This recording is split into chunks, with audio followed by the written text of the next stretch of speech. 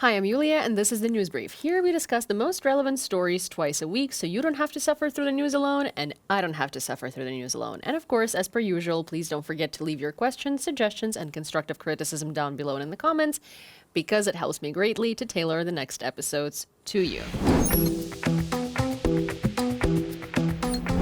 Today we're going to be talking about absolutely necessary air defense systems in Ukraine, the kind of mess and all over the place events that are happening in Europe, and of course Russia, because how can we not talk about Russia? And the billions of dollars that Putin allegedly paid Kim Jong for his soldiers and help. Let's get it. Well, this morning started in Ukraine for me particularly from a complete delirium because at 2 in the morning, as I forgot to close my window for the night, my apartment on the 15th floor sounded like the purge from the air raid alarm because of a single drone that was heading towards Kyiv and was flying around in circles. And it was not taken down until way later. And then there was another one at 5 a.m. So to say that I did not sleep well today is to say nothing.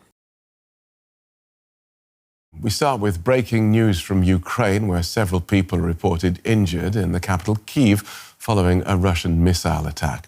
Authorities say 8 ballistic missiles were fired at the city. The early morning attack sparked fires and damaged office buildings.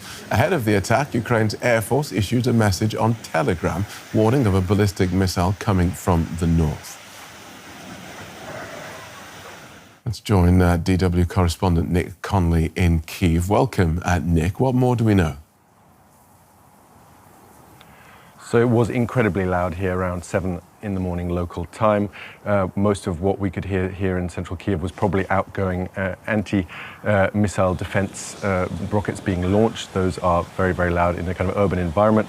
We also heard some very loud bangs. We don't know if that was something actually hitting a target or being intercepted low over the city. What we do know is that there have been reports of several people wounded, of which some are now in hospital. In terms of fatalities, we don't quite know yet. There have been contradictory reports about a fatality that was then rescinded and then pushed by other media, so we're still quite not sure. There's certainly a serious amount of damage from falling debris, cars on fire, energy infrastructure, heating infrastructure, lots of people without heating this morning. But it is something that doesn't happen every day here in Kyiv. You get drones coming in pretty much every day, but these incredibly expensive missiles that cost tens of millions of dollars to produce each, that is something that Russia cannot produce in the same volumes, and so they wait for a stock to build up every couple of months and then send them in. This definitely wasn't, as far as we know, the Oreshnik missile, that most modern Russian missile that Vladimir Putin's been talking about a lot. These are Kinzhal and Iskander missiles that Kyiv has seen before. Right. These sort of ballistic missile attacks on Kyiv don't happen that often, as you're saying. What are the likely targets? So in terms of the actual kind of physical targets, we don't have much more information yet, but what we are hearing from people here, observers, people, political and military pundits, they are convinced this is all connected to Vladimir Putin's press conference yesterday, where he was trying to strike a pose of confidence, trying to signal to the West that he is in no mood for talks, and if they're going to be talks, they're going to be on his terms exclusively. He was talking about that Oreshnik missile that he's already used once to attack the city of Dnipro, and was basically trying to encourage the West to send as many Patriot missile defense systems as possible to Kyiv, and then he would see if they were able to intercept the Oreshnik, his line being that they wouldn't.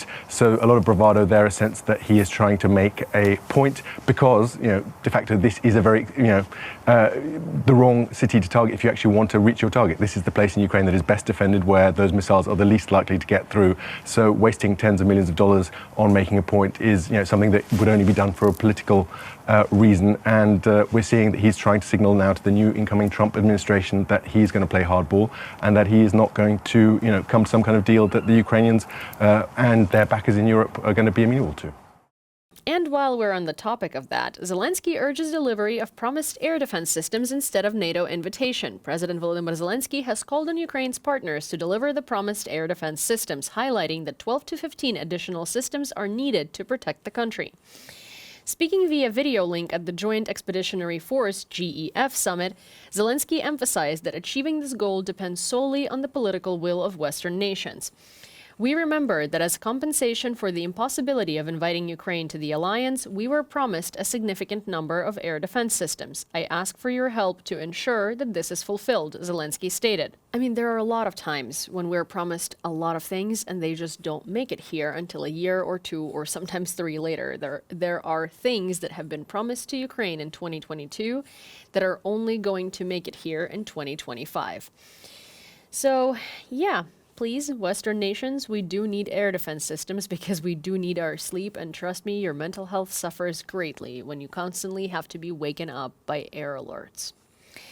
Rheinmetall is to deliver 20 more Marder IFVs to Ukraine by mid-2025. Rheinmetall has received an order to supply Ukraine with 20 additional Marder 1A3 infantry fighting vehicles by mid-2025. The 1A3 model features an upgraded laser rangefinder, enhancing target accuracy and engagement. The first 20 vehicles of this type were delivered as part of German military aid in March 2023, with further deliveries continuing thereafter. The UK, in the meanwhile, allocated £35 million to support Ukraine's energy system and vulnerable populations. The United Kingdom has announced a £35 million, approximately €42 million, in urgent aid to bolster Ukraine's energy system and assist its most vulnerable citizens. President Volodymyr Zelensky emphasized that no country or leader has the right to negotiate with Russia on Ukraine's behalf. He stated that any dialogue with the Kremlin must be based on a coordinated plan and conducted exclusively from a position of strength. And I think this is the response to people that think that Donald Trump can decide Ukraine's fate and, and negotiate with Putin and come to an agreement with Putin. Donald Trump can talk to Putin, Donald Trump can cut aid to Ukraine, but Donald Trump cannot make decisions on behalf of Ukraine. Neither can the Slovak president, neither can Viktor Orban. Neither can literally anyone but Zelensky and our people. He also, in an interview with Le Parisien, criticized proposals to lower the mobilization age without adequately equipping the armed forces. He emphasized that modern warfare is no longer about sheer numbers or physical strength, but relies heavily on advanced technology, weapons, and air support. We've heard suggestions from some leaders to lower the mobilization age. I believe this is a dishonest conversation, and I've stated this both publicly and privately. Today's war is about drones, artillery, aviation, and long-range weapons, not just trenches and machine guns, Zelensky said.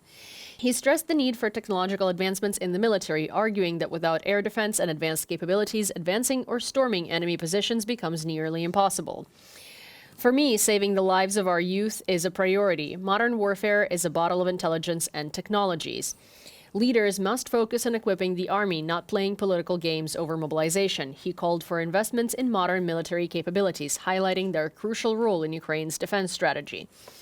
I do want to talk about this, and I do want to emphasize that it doesn't matter how old you are. I mean, it does if you're, if you're obviously in a place in your life where you can't necessarily do any physical activity. But here's the thing. Most people, 18 to 25, do not have children yet, but they will at 23 or 24 or something like that. So Ukraine is suffering a demographic crisis because obviously so many people are being killed by Russia. If we start sending 18-year-olds to die on the front, then our country is going to be suffering twice as much of a demographic crisis. And we have literally lost 20 million people in the last couple of centuries because of Russia and due to Russian aggression. Lowering mobilization age also doesn't work when there are no weapons to fight with at the front. No one wants to fight with their bare arms. So before talking about sending more men to the front, there needs to be deliveries need to start coming on time. Deliveries need to start coming at all of promised stuff. Because no one wants to send 18-year-olds who are going to have families to the front to die because they don't have what to fight with. So yes, I agree with Zelensky profoundly. Before we start talking about lowering the mobilization age, we should start talking about military advancement first. And that brings me to the Western section, where we're going to be talking about so many different things. Honestly, it's quite hard to draw a cohesive line of events today because there's so many different countries and so many different events. It's by far our biggest section today.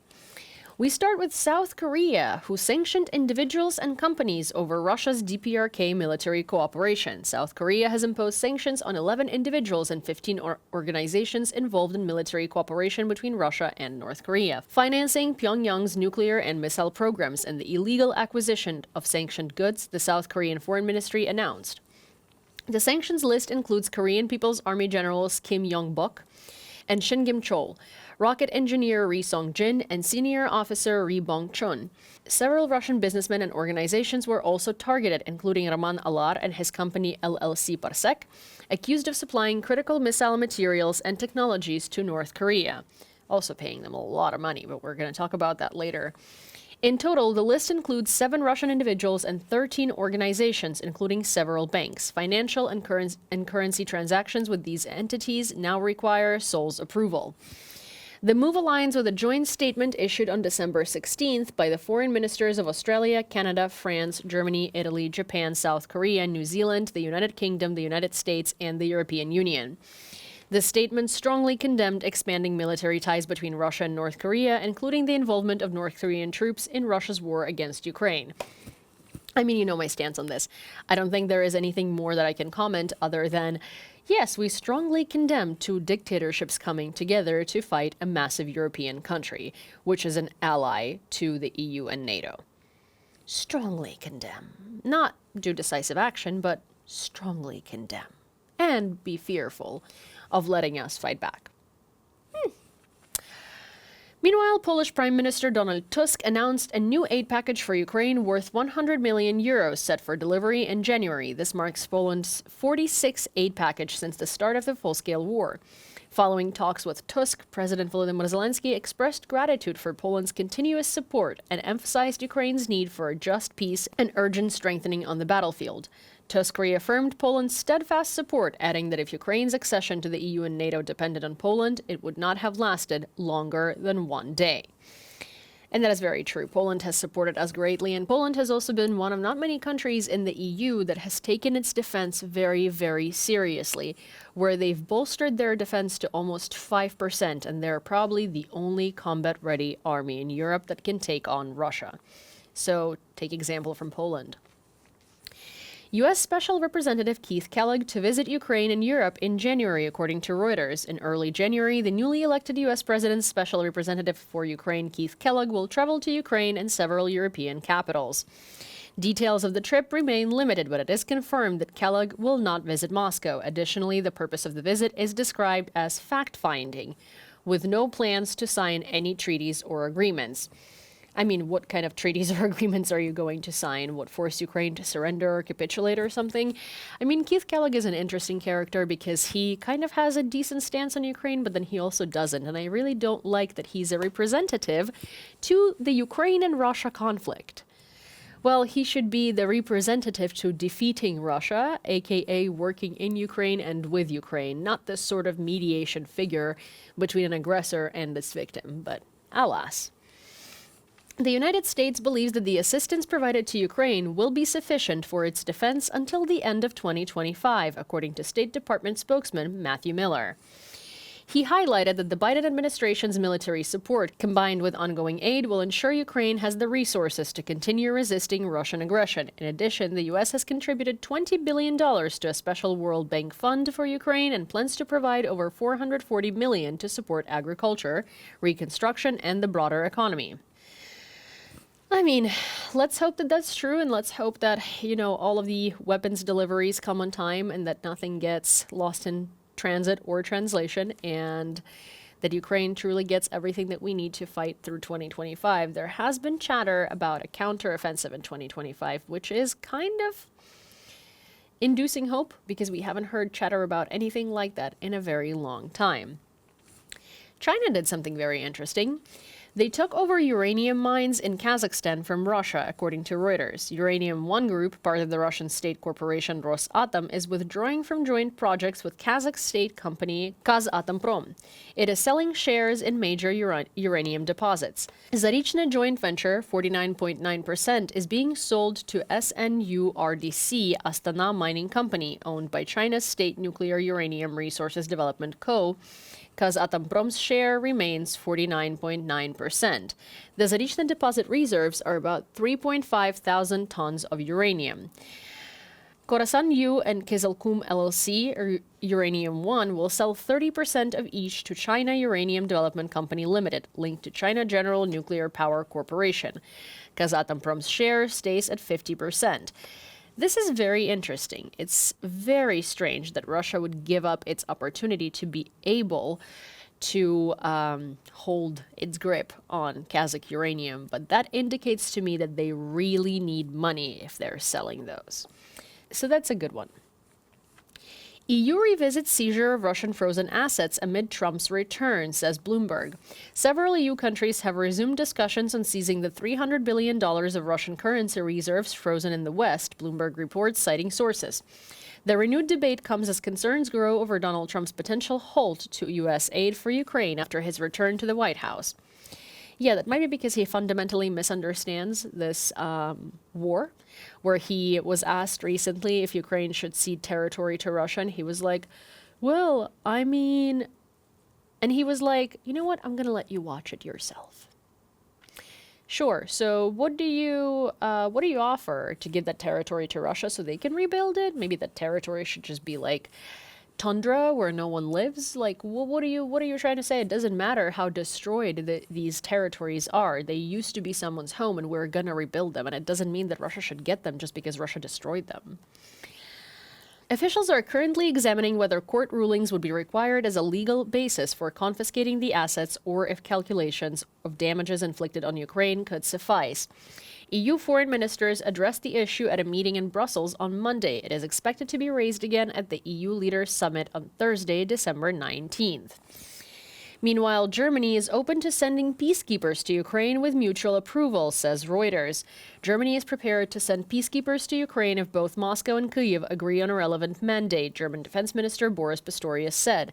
However, Pistorius noted it is premature to decide on the deployment of foreign troops in Ukraine, exactly what I was about to point out. If there is a ceasefire, then the Western community, NATO partners, potentially the UN and the European Union will need to discuss how to ensure such peace. And of course, Germany, as Europe's largest economy, will play its role, Pistorius added. Yeah, because peacekeeping troops are always so useful, and they really do prevent wars. No, they don't, but all right. They will do anything except for accepting Ukraine into NATO and letting us fight back with sufficient weapons, right? U.S. Secretary of State Anthony Blinken commented on whether Russia would agree to end the war under the condition that Ukraine does not abandon its NATO aspirations, stating, I think it will be very difficult for Russia, but we must ensure that any negotiations yield outcomes that are useful and lasting. He emphasized that Ukraine will ultimately decide its course of action. What we're hearing from President Zelensky and others is that they remain open to negotiations, but any resolution must be fair and enduring. It won't last if it's not fundamentally fair, or if it leaves the door open for future Russian aggression in a year, 2, or 5. Blinken said during a discussion with reporters in New York. He also highlighted the financial commitments to Ukraine, noting that the U.S. has provided approximately $100 billion in aid, with other partners contributing around $150 billion. It's important to explain that much of the money spent on Ukraine's defense was actually invested here in the United States, in our own defense industrial base, manufacturing and building the equipment Ukrainians need for self-defense. This, in turn, supported good American jobs, he added. Wow, finally, they actually said it. They should have been saying it from the very beginning to ensure support for supporting Ukraine, to talk about how much it actually benefits the United States. But I also do want to focus on him saying that the negotiations need to yield outcomes, and that it's going to be very difficult for Russia to agree to Ukraine joining NATO. Well, the thing is, it's not up to Russia. It should all be up to Ukraine, and we should not care what Russia thinks, because we should bring Russia to such a condition that it legitimately has no say. The World Bank's executive board has approved a $2.05 billion loan to Ukraine, marking the first time a U.S. loan will utilize frozen Russian assets. According to the press release, this new tranche aims to support the Ukrainian government in implementing reforms to enhance the country's economic potential and improve macro-financial stability. And for that, of course, we thank the U.S. and the World Bank. And that brings us to our last and my least favorite section, because, I mean, hey, if I could just never talk about Russia again and it would cease to exist, I'd be a happy camper. But of course, that's not the case, and I have to. Russian crude re-enters main tanker fleet as prices drop, says Bloomberg. Russian crude is increasingly being loaded onto the main tanker fleet as oil prices approach the established price cap, according to data from BRS shipbrokers. In a note dated September 16th, BRS reported that the share of regular tankers carrying Russian oil has risen by about 2% in recent weeks. If prices remain low and the price cap holds, this could reduce demand for the so-called shadow fleet. Despite this trend, the shadow fleet continues to expand by approximately 10 tankers per month, now totaling about 850 ships, or 9% of the global fleet. The growth reflects the higher premiums tanker owners can earn by shifting vessels into shadow operations instead of scrapping them. While some vessels lie idle at anchor, brokers believe they will soon return to service unless political pressure changes the market dynamics. BRS noted that shifts in demand could occur if China's reliance on cheap Russian and Iranian oil becomes a point of negotiation in future trade talks, particularly under a new Trump administration. It's so important to put an end to Russian shadow fleet because that is one of the things that contributes the most to their ability to conduct war. And of course, it's shadow fleet. It's shady. It's something they shouldn't be doing, and we are allowing it, and we know about it. What is holding us back? Meanwhile, this is probably the most interesting story today. Putin paid Kim Jong-un up to $6 billion for weapons and soldiers, the New York Times says.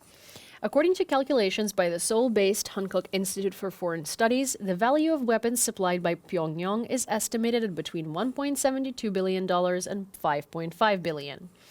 Moscow reportedly paid for part of the supplies in cash and part in oil and food. For sending 5,000 to 20,000 soldiers, the DPRK could have received between $143 million and $572 million. All going into Kim Jong-un's pocket to buy more Western movies, build more Western cinemas in his home, and buy more expensive cars. Considering intelligence reports indicating about 11,000 North Korean soldiers arrived in the Kursk region, Pyongyang could have received around $315 million for this. Again, not Pyongyang, Kim Jong-un. Maybe some of the people around him, but in reality, we know that the oil and food maybe will go to the people, but the money is staying with Kimmy. And while Russia's getting a lot more North Korean soldiers and paying Kimmy premium for them, it is evacuating its soldiers from Syria. Satellite images of the Russian airbase of Khmeimim and the part of Tartus in Syria are shown here. Russia is concentrating its equipment at the above-mentioned bases, presumably for the purpose of further evacuation. Yeah, because, well, people of Syria in so many videos have been showing Russia the middle finger and the boot to go and leave their home alone because, of course, Russia has used Syria as their playground to train for other invasions. And that's all the information I have for you for today.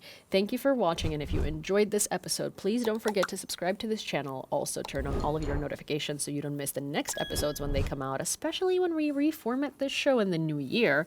And of course, like this video, send it to a friend who also needs to learn about what happened in the world today. And don't forget to comment your questions, suggestions, and opinions, especially now, because I'm very curious to know what you like, dislike, and would like to see more or less of in the new year. And I will see you next time.